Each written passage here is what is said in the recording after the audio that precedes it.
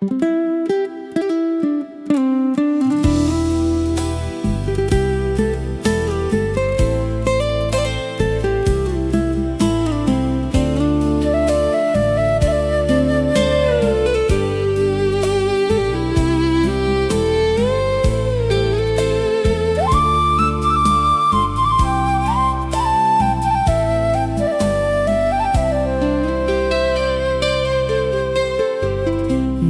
្រះចន្ទ្រាភ្លឺច្បាស់ត្រចង់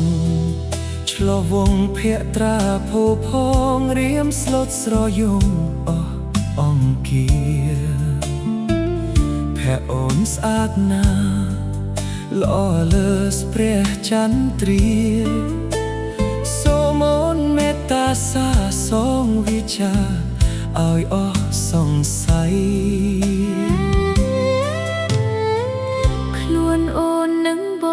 យើងទើបជួបគ្នាស្គាល់បានមួយទីវាអូននៅមិនទាន់ស្គាល់ចិត្តប្រថ្លៃសូមបងអាណិតកុំបងខំចិត្តស្រី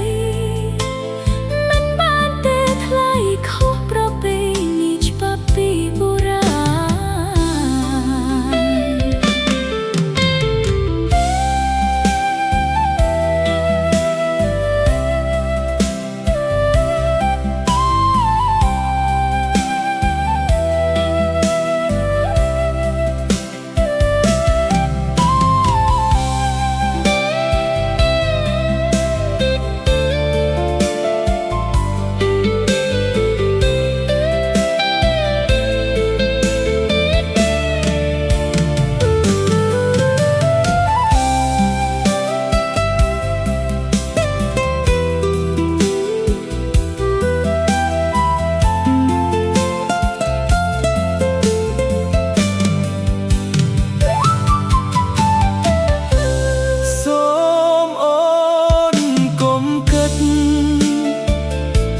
ចាស់ព្រេងព្រឹត្តនាំឲ្យរំខា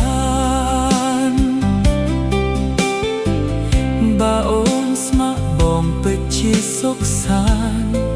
ស្នេហ៍យើងនឹងបានជួបឋានសុខអើយអូនមិនអាចនឹងសម្រេចវាសនា